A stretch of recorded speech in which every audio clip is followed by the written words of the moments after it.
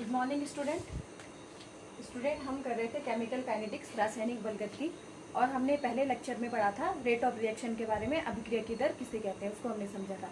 आज हम उसी टॉपिक को आगे कंटिन्यू करेंगे। ठीक है, तो देखो ये रिएक्शन है। सपोज कोई आर से रिएक्टेंट है, बी से प्रोडक्ट है कि अभिकारक क्या देते हैं रिएक्शन के बाद, अभिकारक रिएक्शन करने के बाद हमें प्रोडक्ट देते हैं। ठीक है, तो इस रिएक्शन के लिए जो रेट ऑफ रिएक्शन होगा, अभिक्रिया की दर होगी, उसको लिखा जाता है minus delta R over delta T equal to delta P over delta T. ठीक है, तो ये तीनों इक्वल है। तो जो ये टर्म है ये रिएक्टेंट के टर्म, ये टर्म लिखी है हमने, ये अभिकारक के कंसंट्रेशन को दिखा रही है और ये वाली टर्म प्रोडक्ट के कंसंट्रेशन को दिखा रही है। ठीक है, कि मतलब टाइम के साथ साथ इस टर्म का मतलब है कि टाइम के साथ साथ जो रिएक्टेंट का कंसंट्रेशन है माइनस साइन दिखा रहा है कि वो डिक्रीज हो रहा है। और ये टर्म में कि टाइम के साथ साथ जो प्रोडक्ट का कंसंट्रेशन है वो इंक्रीज हो रहा है क्योंकि इसके आगे प्लस का साइन है। क्लियर हो रहा है? तो हम रेट ऑफ रिएक्शन को ऐसे दिखा सकते हैं किसी रिएक्शन के लिए। अब हमने ये कहा था कि भाई जो रेट ऑफ रिएक्शन है उसको आप एवरेज रेट ऑफ रिएक्शन भी बोल सकते हो, औसत अभिक्रिया दर भी कह सकते हो, और उसको ऐसे भी लिख सकते हो, मतलब सेम आप लिख सकते हो कि रेट ऑफ रिएक्शन बोलो चाहे औसत अभिक्रिया दर बोलो, एक ही चीज़ होती है। अब यहाँ पे ये चीज़ बोली थी कि इसको एवरेज इसलिए बोला गया है क्योंकि क्या है, देखो कि जो रेट है, क्योंकि अब हमारे पास कोई रिएक्शन होती है तो रिएक्शन में सबसे पहले अभिकारक होता है, रिएक्टेंट होता है, स्टार्टिंग में रिएक्टेंट होता है। जैसे जैसे टाइम बढ़ता है वैसे वैसे क्या होता है कि रिएक्टेंट का कंसंट्रेशन कम होता जाता है, मतलब रिएक्टेंट घटता जाता है और प्रोडक्ट बनता जाता है, प्रोडक्ट का फॉर्मेशन होता जाता है। क्लियर हो ना? तो कहने का मतलब है कि जो कंसंट्रेशन है रिएक्टेंट का, ये प्रोडक्ट का, वो क्या है, एक कांस्टेंट नहीं है, वो टाइम के साथ साथ क्या हो रहा है, बदल रहा है। इसलिए यहाँ पे हम एवरेज टर्म यूज करते हैं। ठीक है, कहने का मतलब एवरेज, ये डेल्टा टी का मतलब एक टाइम इंटरवल को दिखा रहा है। तो डेल्टा टी है कि इस टाइम इंटरवल में जो रिएक्टेंट का कंसंट्रेशन है वो इतना डिक्रीज हुआ है। अब ये हमने ग्राफ प्लॉट किया था। ठीक है, ये रिएक्टेंट है, ये वाई एक्सिस क्या है, रिएक्टेंट है, ये एक्स एक्सिस टाइम को शो कर रही है। तो हमने देखा था कि जो ग्राफ है वो एक्सपोनेंशियली डिक्रीज हो रहा है। ठीक है, तो ग्राफ डिक्रीज हो रहा है, कहने का मतलब है कि रिएक्टेंट का कंसंट्रेशन, जैसे ये टी इधर की ओर जा रहा है ना, कि रिएक्टेंट का कंसंट्रेशन टाइम के साथ साथ क्या हो रहा है, घट रहा है। तो सपोज करो कि टाइम t1 पे कंसंट्रेशन ये r1 था, टाइम t2 पे कंसंट्रेशन r2 था। तो ये जो एवरेज है इसका मतलब है वो इस टाइम इंटरवल की बात कर रहे हैं। क्लियर हो रहा है इतना? तो एवरेज रेट ऑफ रिएक्शन आप समझ गए। उसके बाद सेकंड टॉपिक आता है आपके पास इंस्टेंटेनियस रेट ऑफ रिएक्शन, जिसको बोला जाता है तात्क्षणिक वेग दर। ठीक है, तात्क्षणिक का मतलब है इंस्टेंटली, मतलब एक पर्टिकुलर पॉइंट पे रेट ऑफ रिएक्शन क्या होता है। तो उसको कैसे निकालते हैं कि सपोज कर हम इस पर एक टेंजेंट, एक स्पर्श रेखा खींच देते हैं। स्पर्श रेखा मतलब जिसको क्या है, एक पॉइंट पे टच करती है। ठीक है, एक पॉइंट पे टच करती है। तो यहाँ पे क्योंकि जो एवरेज रेट ऑफ रिएक्शन निकला है वो इस टाइम इंटरवल पे निकला है, तो अगर पूछा जाता है कि भाई इस टाइम पर, इस इंस्टेंट टाइम पर रेट ऑफ रिएक्शन क्या होगा, तो उसको बोला जाता है तात्क्षणिक वेग दर। ठीक है, अब देखो इसको कैसे निकालते हैं। रिएक्शन है आर गिव्स टू पी। ठीक है, इसके लिए जो एवरेज रेट ऑफ रिएक्शन है उसको ऐसे लिखेंगे, minus delta R over delta T equal to delta P over delta T, ऐसे लिखेंगे। अब बिकॉज हम क्या कर रहे हैं, जो हम एक पर्टिकुलर पॉइंट पे इसको निकाल रहे हैं। ठीक है, एक पर्टिकुलर पॉइंट पे निकाल रहे हैं, तो इसको बोला जाता है delta T tends to zero. Delta T tends to zero का मतलब है कि जो ये टाइम इंटरवल है ये बहुत कम है, बहुत छोटा टाइम इंटरवल है।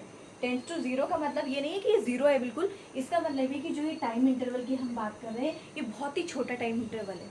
ठीक है ना? तो इसको ऐसे समझ सकते हैं कि जो रेट ऑफ इंस्टेंटेनियस है वो ऐसे निकलेगा कि limit delta T tends to zero, और ये टर्म्स हमने लिख दी। ऐसे प्रोडक्ट के केस में हमने ये लिख दिया। तो इंस्टेंटेनियस के केस में जो डेल्टा की जगह पे डी आ जाता है। क्लियर हो रहा है ना? डी आ जाएगा, तो यहाँ पे ये पूरी टर्म क्या हो जाएगी, D R over D T, और ये हो जाएगा D P over D T.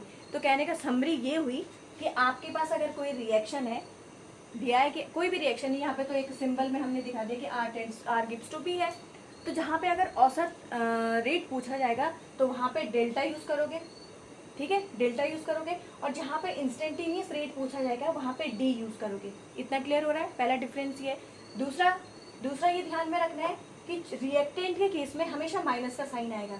देखो माइनस का साइन आएगा दोनों में।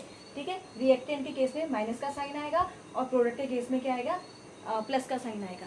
बस इतना ध्यान में रखना है, क्योंकि इस पे बेस्ड कई बार न्यूमेरिकल भी पूछा जाता है। ठीक है, तो चलो इसको करते हैं। हाँ, अभी एक चीज़ और देख लो।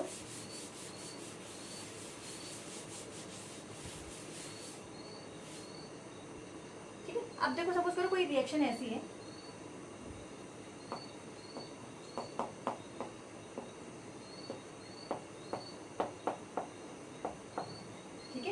ए और बी रिएक्टेंट है, सी और डी क्या है, प्रोडक्ट है। और जो ये small A B C D है, ये है मोलों की संख्या आप बोल सकते हो, जिसे बोला जाता है स्टोकियोमेट्रिक कोफिशिएंट बोला जाता है। जो जो ये है ना ए बी सी डी, इन्हें बोला जाता है स्टोकियोमेट्रिक कोफिशिएंट बोलेंगे, या फिर आप इसको बोल दो नंबर ऑफ मोल्स देंगे। ठीक है, तो ये क्या होता है कि जब रिएक्शन को बैलेंस करने के बाद जो हमें ये कोफिशिएंट मिलते हैं, जब रिएक्शन को हम एक बार बैलेंस कर देंगे, उसके बाद जो हमें कोफिशिएंट मिलेंगे, इसे बोलेंगे स्टोकियोमेट्रिक कोफिशिएंट या नंबर ऑफ मोल्स बोलेंगे। तो अगर आपके पास कोई रिएक्शन ऐसी है कि जिसमें कोफिशिएंट भी है, ठीक है, कुछ नंबर्स भी दिए हैं और एक से ज़्यादा क्या है रिएक्टेंट है, तो उसके लिए रेट कैसे लिखोगे? ठीक है, तो उसके लिए देखो सिंपली रेट हो जाएगा। अगर आपको एवरेज निकालना है, अगर औसत रेट लिखना है, मैं इसको ऐसे लिख देती हूँ आर एवरेज, तो इसको कैसे लिखोगे? अब देखो ए और बी क्या है, रिएक्टेंट है, सी और डी क्या है, प्रोडक्ट है। तो जब भी रिएक्टेंट आएगा तो उसमें माइनस का साइन आएगा, पहली चीज़ ये ध्यान रखना। बिकॉज हम एवरेज लिख रहे हैं तो डेल्टा यूज़ करेंगे, डेल्टा टर्म यूज़ करेंगे, तो ये हो जाएगा देखो minus delta A delta T. ठीक है, अब यहाँ पे देखो कोफिशिएंट है, इसके ए के आगे क्या है, मतलब ए के इतने मोल्स हैं। ठीक है, तो ये जो ए है ये डिनोमिनेटर में आ जाएगा, तो आप इसको ऐसे लिखोगे रेट। ठीक है, ऐसे ही बी को कैसे लिखोगे, -1/b, फिर डेल्टा बी डेल्टा टी। ठीक है, ऐसे ही इसको आगे लिखोगे इक्वल करके। ठीक है, इसको आगे कैसे लिखोगे, 1/c, बिकॉज अब प्रोडक्ट का नंबर है इसलिए माइनस का साइन नहीं आएगा, प्लस का साइन आएगा, तो इसे लिखेंगे delta C delta T equal to, फिर डी के टर्म में लिखेंगे 1/d delta D over delta T. इतना समझ में है कि अगर कोई रिएक्शन है उसमें कोफिशिएंट भी है आगे से, मतलब नंबर ऑफ मोल्स भी आगे से हैं, तो मोल्स नंबर ऑफ मोल्स कैसे अपॉन में आ जाएंगे और बाकी रिएक्टेंट के आगे माइनस आ जाएगा, प्रोडक्ट के आगे प्लस आ जाएगा। ठीक है, एवरेज तो हमने ऐसे लिखा। ठीक है, अगर हमें इंस्टेंटेनियस लिखना है कि अगर पूछा जाए कि भाई इसका तात्क्षणिक रेट दर लिखो, तो इसको कैसे लिखेंगे, सारे सब कुछ वैसा ही रहेगा, सिर्फ डेल्टा की जगह पे डी आ जाएगा। क्लियर हो रहा है? तो इसको कैसे लिखेंगे, -1/a D A over D T. ठीक है, ऐसे ही -1/b ऐसे ही रहेगा, D B D T equal to 1/c D C over D T और 1/d D over D T.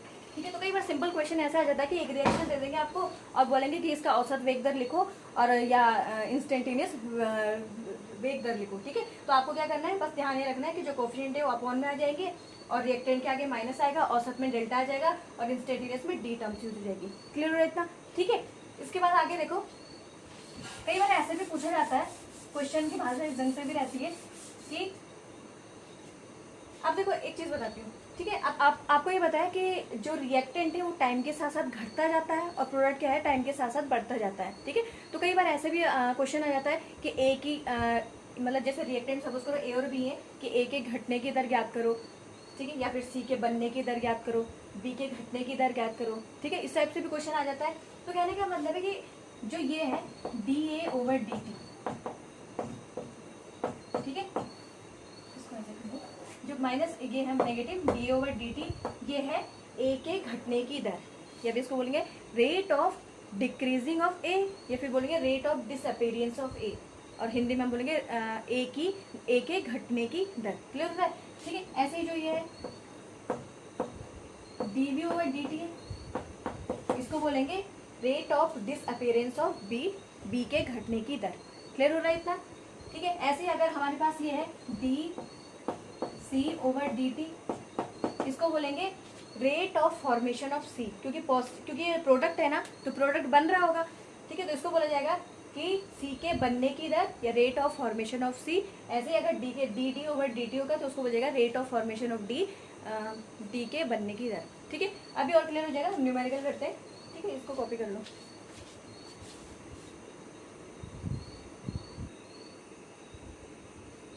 ठीक है, क्वेश्चन देखो, एक रिएक्शन दे रखी है तुम्हें 4NH3 + 5O2 एरो, फिर 4NO + 6H2O। ठीक है, ये रिएक्शन है। तो ये रिएक्शन किस टाइप की, जो हमने अभी किया था ना, A + B gives to C + D, जहाँ ABCD कोफिशिएंट थे हमारे। ठीक है, अब क्वेश्चन में आपको दे रखा है कि rate of formation of NO is इतना, कि NO की बनने की दर दे रखी है, तुमको ये दे रखी है, ओके। और क्वेश्चन पूछा गया है कि rate of disappearance of NH3 निकालो और rate of formation of H2O निकालो, NH3 के घटने की दर निकालो और H2O के बनने की दर निकालो, ठीक है। तो कैसे करना है, सबसे पहले देखो रिएक्शन बैलेंस है, बैलेंस है इसका मतलब जो ये 4, 5, 4, 6 ये इसके स्टोकियोमेट्रिक कोफिशिएंट है, नंबर ऑफ मोल्स है, तो पूरी रिएक्शन को रेट के टर्म्स में लिख दो।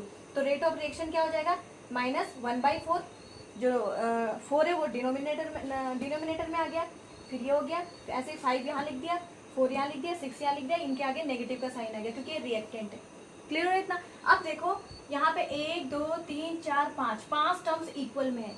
अब आपको जिसकी ज़रूरत है, जो क्वेश्चन में दिया है उसको मतलब इक्वेट करके आप इसको क्वेश्चन निकाल सकते हो। देखो कैसे, अब आपको क्वेश्चन में दिया है ना rate of formation of NO, मतलब rate of formation of NO का मतलब है आपको दे रखा है फॉर्मेशन है मतलब DNO/dt, ये आपको दे रखा है 3.6 × 10⁻³ ये आपको दे रखा है DNO/dt, ठीक है। तो इसका मतलब है आपको ये पता है, ये टर्म आपको पता है, अगर ये माइनस हाँ नहीं 1/4 है, मतलब ये टर्म आपको पता है, इसकी वैल्यू आपको दे रखी है, ये 3.6 × 10⁻³ है, ठीक है। आपको पूछा पहला question rate of disappearance of NH3 के घटने की दर ज्ञात करो, मतलब आपको निकालना है -d NH3 dt, ये आपको फाइंड आउट करना है। क्लियर हो गया इतना, ठीक है। अब देखो कैसे निकालोगे, तो क्या करो, इस टर्म को और इस टर्म को इक्वल रख दो, ठीक है। तो इसको मैंने कर दिया इक्वल, -1/4, ये माइनस का साइन है, d NH3 dt, ठीक है, और इस वाली टर्म को इक्वल रख दो 1/4 d NO dt, ठीक है। पहले तो 4 से 4 कैंसिल हो गई। क्लियर हो गया इतना। अब हमें निकालना है ये, तो हमें ये हमारे पास पूरी टर्म वो आ गई, हमें इसकी वैल्यू फाइंड आउट करनी है, ठीक है। अब इसकी वैल्यू हमें दे रखी है। क्लियर हो इतना। तो यहाँ से हमारा आंसर बहुत सिंपल हो गया कि जो हमारा ये है d NH3/dt, ये आ जाएगा DNO/dt के बराबर, और ये वैल्यू हमारे 3.6 × 10⁻³ तो यहाँ से आंसर हो गया 3.6 × 10⁻³ और इसका जो यूनिट हो जाएगी वो हो जाएगी मोल पर लीटर सेकेंड, ठीक है। तो यहाँ से कर लेना है। तो बहुत सिंपल है, आपको बस क्या करना है कि पहले पूरी इक्वेशन के लिए रेट ऑफ रिएक्शन लिख देनी है, ठीक है। उसके बाद देखना है कि आपको क्वेश्चन में क्या दिया गया और क्या पूछा गया। जैसे यहाँ पे ये वैल्यू दी गई थी और ये वैल्यू पूछी गई थी, तो हमने क्या किया, ये दोनों वैल्यू बराबर रख दी, इसको आगे पीछे सॉल्व किया और हमारा आंसर निकल गया, ठीक है। ऐसे अगर आपको निकालना है कि rate of formation of H2, तो rate of formation of H2 मतलब आपको ये फाइंड आउट करना है कि ये कैसे निकलेगा, ठीक है। तो इसको क्या करना है, या फिर ऐसा कर लो, इन दोनों को इक्वल रख दो या फिर इन दोनों को इक्वल रख दो, क्योंकि अब आपका ये वाला आंसर भी निकल गया। तो चलो हम इन दोनों को इक्वल रखते हैं, फिर देखते हैं आंसर क्या निकलता है, ठीक है। तो देखो क्या हो जाएगा, हमें निकालना है rate of formation of H2, तो यहाँ से हो जाएगा कि d H2O dt हमें निकालना है। तो इसको पहले इक्वल रखते हैं इन दोनों को, 1/6 d H2/dt इक्वल टू ये हो जाएगा 1/4 d NO/dt। क्लियर हो रहा है, ये दोनों टर्म हमने बराबर रख दी, ठीक है। लेकिन हमें सिर्फ ये वैल्यू निकालनी है, तो हम क्या करेंगे, क्रॉस मल्टीप्लिकेशन करेंगे, तो 6 यहाँ चला जाएगा। क्लियर हो रहा है, तो इसको आगे और सिंप्लीफाई कर दो, 6/4 इंटू, और ये वैल्यू हमें पता है DNO/dt हमें पता है कितना, 3.6 × 10⁻³ है। तो इसको फर्दर कैलकुलेट करोगे तो कैसे क्या हो जाएगा, इसको पहले काट दो, 2 3 6, 2 2 4, इसको काट दो 1.8, ठीक है। तो इसको सॉल्व करेंगे तो ये हो जाएगा 5.4 × 10⁻³ और यूनिट हो जाएगी mole litre inverse second inverse. Clear है इतना, ठीक है। तो इस पे अब आप आपकी टेक्स्ट बुक पे 2-3 न्यूमेरिकल्स होंगे इससे रिलेटेड, तो आप इसको सॉल्व कर लेना, ठीक है ना। ओके।